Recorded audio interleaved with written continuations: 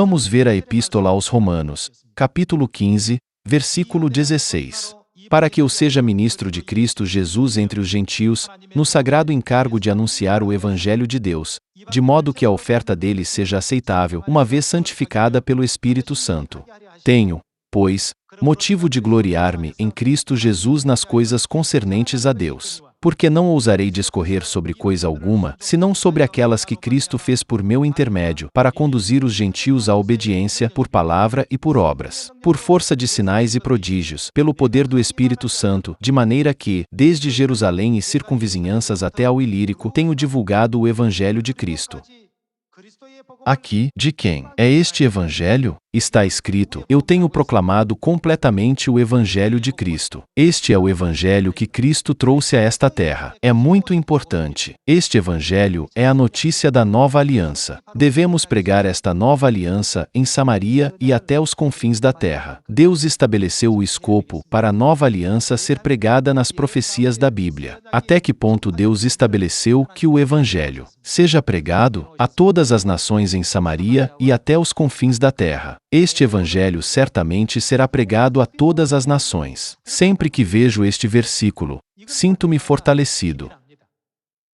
Deus estabeleceu muitos Siões por todo o mundo. A evangelização mundial está sendo realizada não por causa de muitos Siões, mas por causa das profecias. Não depende do número de membros ou de igrejas.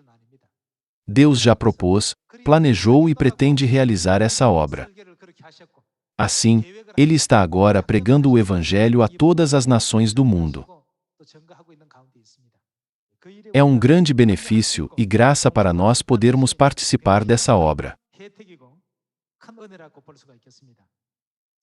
No entanto, aqueles que não compreendem o valor do Evangelho não o aceitam.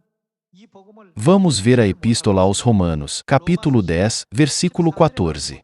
Como, porém, invocarão aquele em quem não creram? E como crerão naquele de quem nada ouviram? E como ouvirão, se não há quem pregue? E como pregarão, se não forem enviados? Como está escrito: conformosos são os pés dos que anunciam coisas boas. Mas o que aconteceu? Nem todos obedeceram ao Evangelho. Aqui está escrito que nem todos os israelitas aceitaram as boas novas. Então, qual verdade eles não aceitaram? Eles não aceitaram a verdade da nova aliança. Eles são verdadeiramente tolos. Se eles tivessem obedecido à nova aliança, poderiam ter obtido um resultado gracioso. Quando entramos no reino de Deus, nos tornamos filhos de Deus e herdamos o reino dos céus. Todas as coisas boas que nunca desfrutamos nesta terra estarão lá no céu. As bênçãos do reino dos céus não são algo que nos é dado por um momento e depois retirado, mas algo que será nosso para sempre. Portanto, quando olhamos para os ensinamentos de Deus, com nossos olhos espirituais abertos, podemos entender completamente o motivo pelo qual devemos ter fé em Deus com todo o nosso coração, toda a nossa alma e todo o nosso entendimento.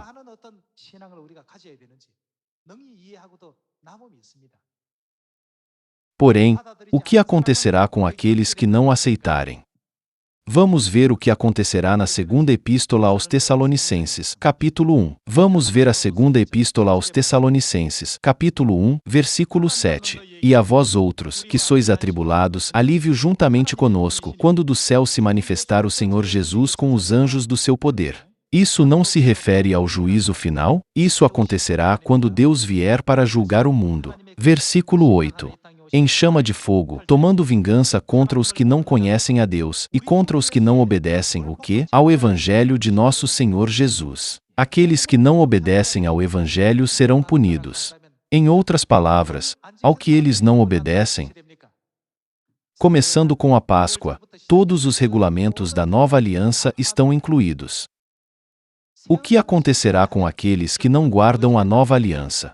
Eles serão punidos quando Deus vier para julgar o mundo. Ser punido significa simplesmente ir para o inferno. Isso não é verdade?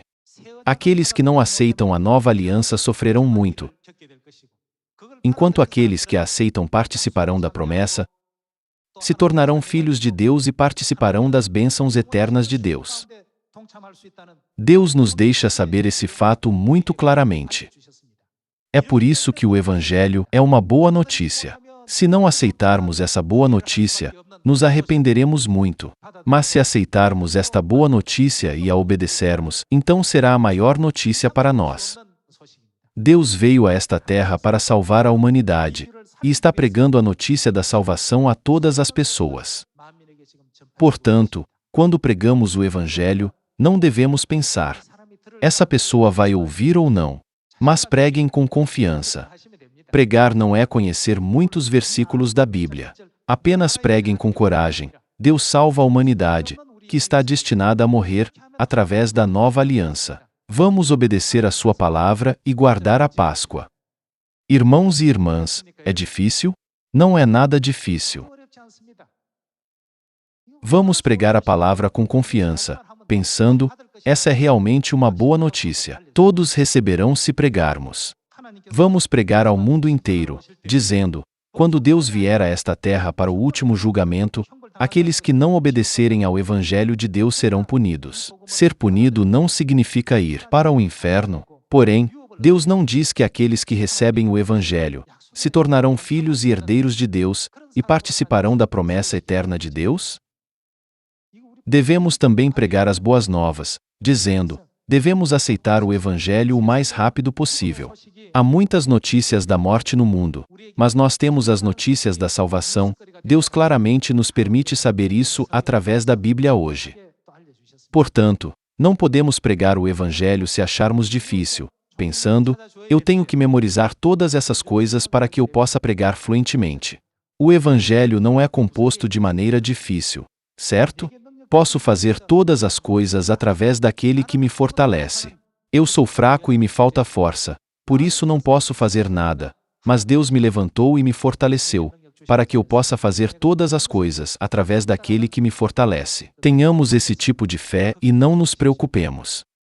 Sobre quem devemos lançar toda a nossa ansiedade, está escrito: lançai sobre o Senhor toda a vossa ansiedade. Eu quero pedir a todos vocês que lancem toda a nossa ansiedade sobre Deus. Deem graças a Deus Pai e a Deus Mãe que nos permitiram ser selados na verdade da nova aliança. E preguem essas boas novas diligentemente para toda a humanidade, em vez de ficarmos em silêncio e guardarmos para nós mesmos. Muito obrigado.